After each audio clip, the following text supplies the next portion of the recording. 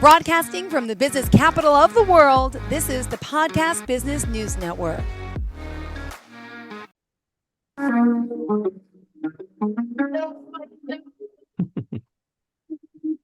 Broadcasting from the business capital of the world, this is the Podcast Business News Network. Welcome back to the show. We are excited to have Flagstaff Hypnotherapy joining us. And yes, the owner is back, our hypnotherapist. That's Don Berlyn joining us live here today on the podcast and the Zoomcast.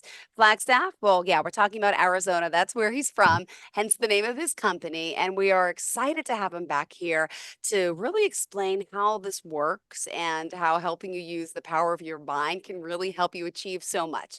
First and foremost, Don, pleasure to see you here. How are you? I'm doing good. It's a little smoky here, but because we have a forest fire somewhere around here. I've heard about that. So sorry. Well, I hope you guys are all okay. And we Yeah. have a hot weather in New York, but just normal little heat wave at the moment, a little early in Yeah. the season. Happy Uh-huh. first day of summer.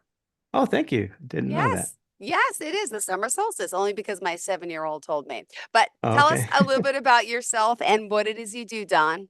Okay, I want to talk about Flagstaff for just a moment because people Sure. think all of Arizona is way over 100 degrees. I did when I first started talking to you. I was like, wow, it must be Oh, hot okay. there. And you're like, no, it's really high up. It's cold. I'm like, oops, sorry. Yeah, well, so right now it's probably, I don't know, in the 80s, low 80s probably. And Okay. Phoenix, I'm sure, is way over 100. And so we're about 7,200 feet, and we're only about an hour drive from the Grand Canyon, Wow. and we're only about 30 minutes from Sedona. People know about Sedona. I've been So there. there's pine trees all around us. There's a few cactus, but you really have to go looking for them.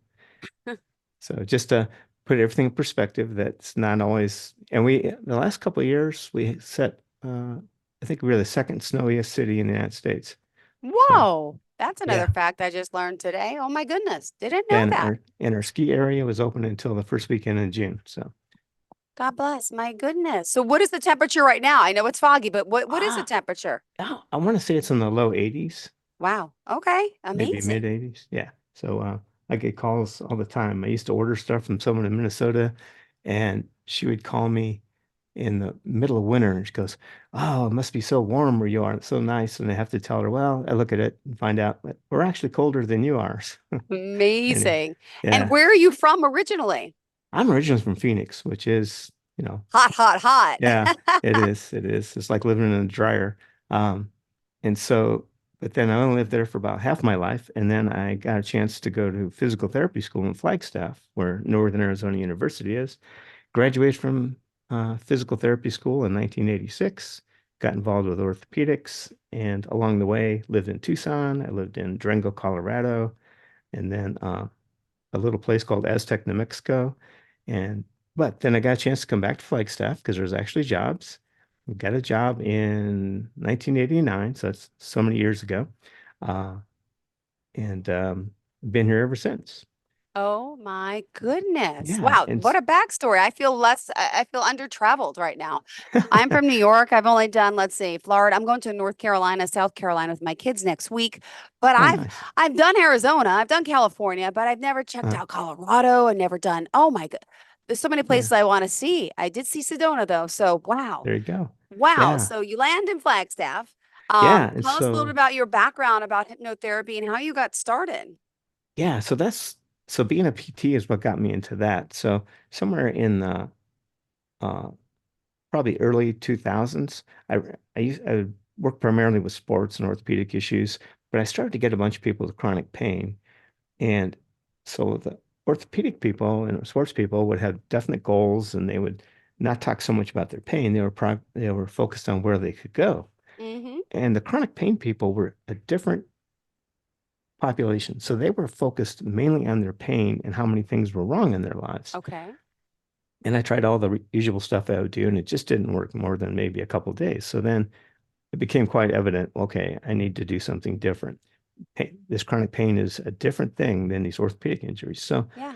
I did some research and found they used to use, or they still do sometimes, hypnosis for anesthesia before they had chemical anesthetics. Okay. So I thought, oh, that sounds like the thing to control Yeah. pain. So I looked into that, found a really good hypnotherapy school, and actually in Santa Fe, New Mexico, and went there, and I signed up for the additional stuff to become a medical hypnotherapist, and came back and thinking this is 2007, Mm-hmm. my entire focus is going to be on medical and dental things and primarily pain. And my very first paying client had arachnophobia, which is a phobia about spiders. Oh So I my was like, goodness. oh, okay, I know how to do that. So as things progressed over time, so that's 2007, and now however many years out from that, um, it it just expanded. So smoking, phobias, a lot of things like test anxiety. A lot of kids have test anxiety. Oh College yeah. students have that. Public Mm-hmm. speaking is a huge one, which I'm sure you've overcome somewhere along the line. Or That's if you just a ever had it, natural innate ability, right? I think we're all born with gifts. I've yeah, been talking, yeah. So that's nothing I had to work on, but I know some people have that phobia. I have my own phobias, but yes. yeah. Well, we can work on those sometime. Thank But you. It's called anxiety. oh, perfect, because that's what I'm going to talk about today, Oh, perfect. and we're actually going to do some exercises on that. Oh, Uh, great. and exercise sounds like work. It's going to be play. So, so uh, bottom line on this now is what I've discovered, whether I'm working with smoking or phobias, test anxiety, it's right in the name of it, is underlying so many things as stress and anxiety. And things like smoking are sometimes used as a technique to avoid or deal with anxiety and stress. Because for a moment you're focusing on something else and you're taking nice deep breaths. You're taking in this chemical called nicotine, which has actually some positive effects. The nicotine does, not the everything Mm-hmm. else with the smoke. So with hypnosis, you can work with more than one thing at the same time. It's just a matter of getting the person into a trance and then making Got it. the suggestions that you've both agreed on ahead of time to help the person achieve their goals. So, so talking about, uh, and you talk about how the mind works, and I'll probably go more in depth on this Okay. and take some different Sure. directions Yeah. in subsequent visits together. Sure, But sure, for sure. today, the big picture is your subconscious is running all the time. Your subconscious has your emotions, your body, your memory, your emotions, and your programs. The conscious mind can only hang on to, it's mainly concerned with like things like numbers, words, letters, logical thinking. Things have to be sequential.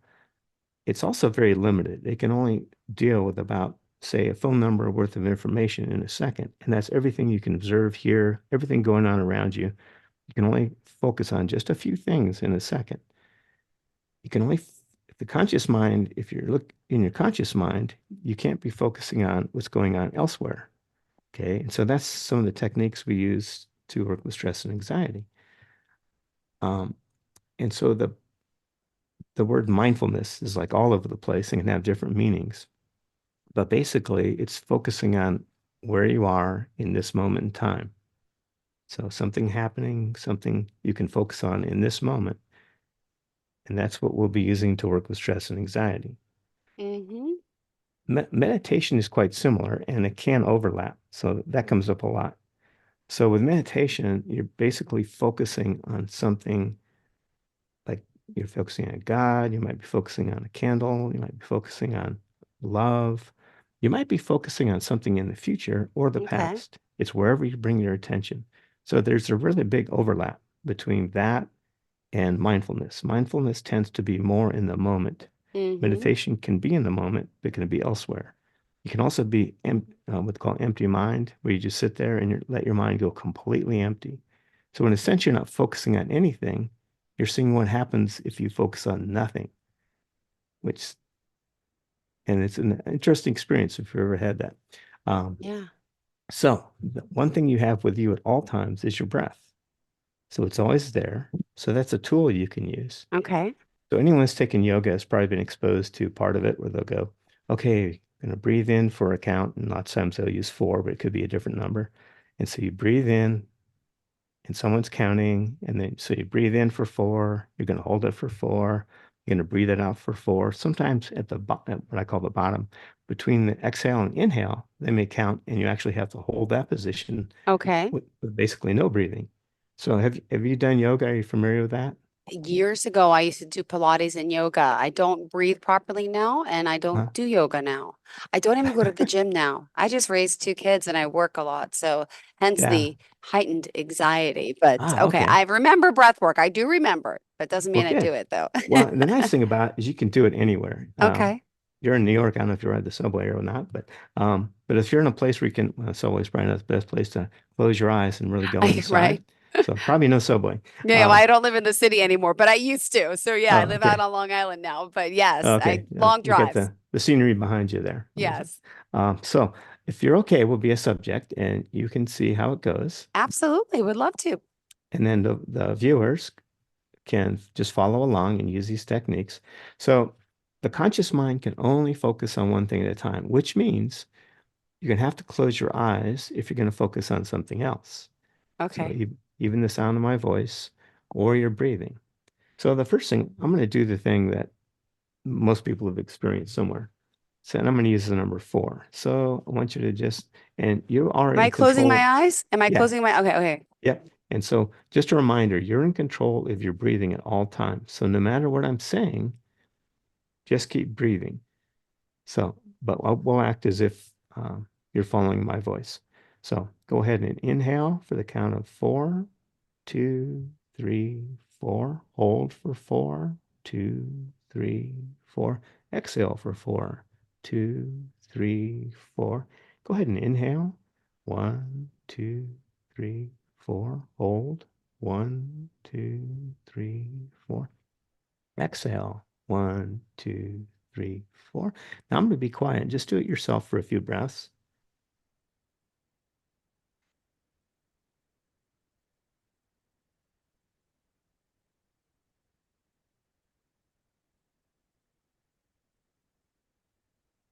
Okay, good. You can keep your eyes closed, but what's happening here is you're using your conscious mind. That's the part that deals with numbers and letters, and you're using part of your brain to actually deal with that. So someone else could be counting and you're following them, or you could be counting for yourself. But in either case, you're using an outside coach in a way. So even if you're counting, you're creating this spacing that you're trying to follow with your breath. Turns out we breathe different rates all the time. It's not a static thing. So now we're going to do something a little different. And I call this comfort breathing. So you're going to focus on the sense of breathing. And so again, I'll be talking, you breathe at your own rate. You're Okay. always in control of your breath. So, so as if you're following me, but breathe on your own. So inhale as deeply as feels comfortable. Hold for as long as feels comfortable. Exhale for as long as feels comfortable. And inhale whenever you want to take another breath. And again, just inhale as deeply as feels comfortable. Hold for as long as feels comfortable. Exhale for as long as feels comfortable. And then inhale as soon as you like. So do this on your own for a moment.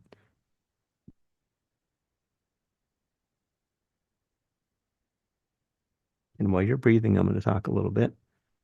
So the focus on this is the sense of breathing. You're going inside and noticing what it really feels like to breathe.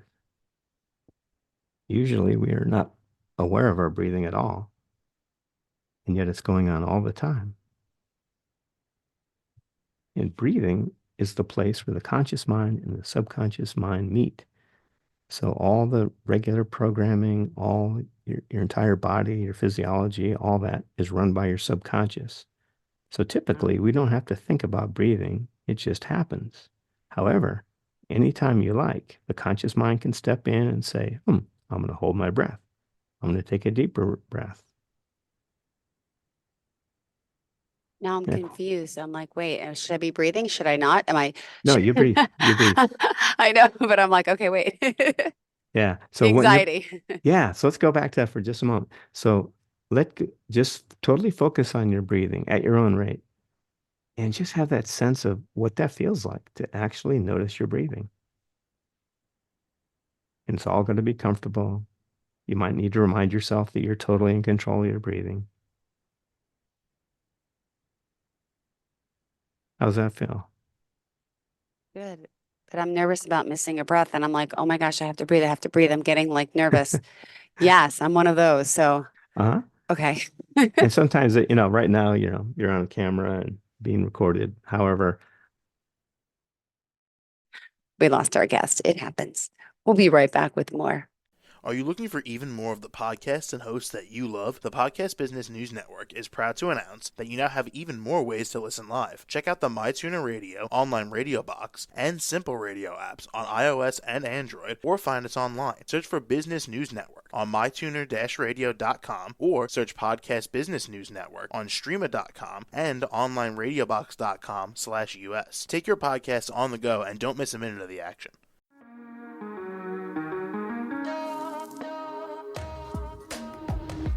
Broadcasting from the business capital of the world, this is the Podcast Business News Network.